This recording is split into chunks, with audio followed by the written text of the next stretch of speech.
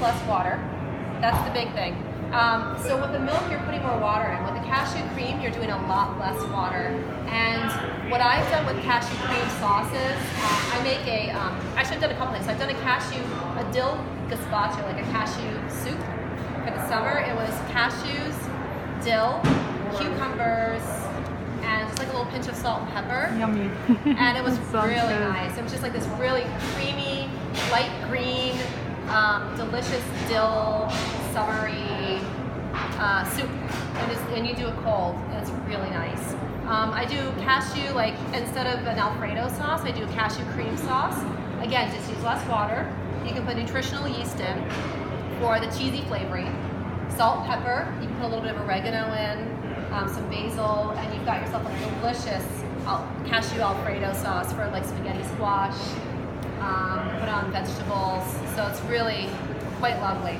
So there's, and then there's cashew cheeses, which is a little less water, and then you're putting like nutritional yeast in, and salt, and different seasonings as well. So it's just the water content that really So makes it's a all difference. about the water. It's all about the water. When I make tahini, I use sesame seeds, and I just put a little bit of water in, and then it gets like really thick.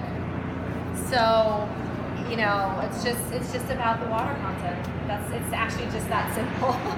there's nothing, you know, too complicated about making these things. And like I said, experiment. It's really fun to just play with these things and make up your own recipes and see what you come up with.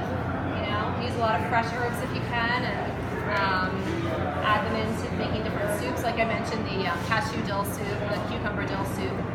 Is really nice. And I actually did that for a workshop earlier this year, and it was really well received. So great. Oh, nutritional yeast. Nutritional yeast is actually it's non-active yeast, so it's not used for baking. That's why it's called nutritional, because it doesn't have any activity to it. It's not even really a yeast so much, but it's used for flavoring. It has a cheesy flavor to it.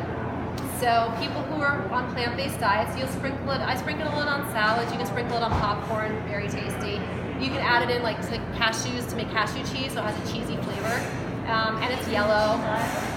It's in the I think it's in the bulk bin section here, and also Bragg's. Bragg's has a container of nutritional yeast as well, so you can get Bragg's or brand, or you get it bulk.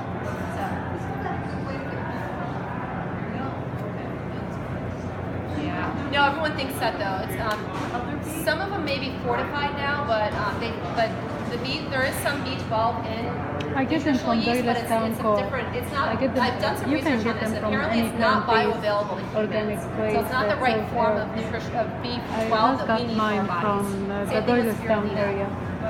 So B12 really needs to be, and there's not much of it. Like how much nutritional yeast can you really eat? This is a flavoring agent. It's not like you're eating gobs of it anyway. So you literally eat. If it were bioavailable, then you can get it for nothing. So just supplement if you're vegan. Just take a supplement. It's just one, you know, it's just one that's necessary. So any other questions? It's sesame seed, lemon, olive oil, salt, and water. And garlic. What's that? And garlic. Yeah, for those of you that do garlic, yes, I don't. Garlic's a little strong for me, so I just do sesame seed, salt, water, and lemon. Lemon. Yeah. A little bit vinegar too. You can toast it. It tastes delicious when you toast it. Yeah. Absolutely. Yeah, it's very nice if you toast the sesame seeds. So great.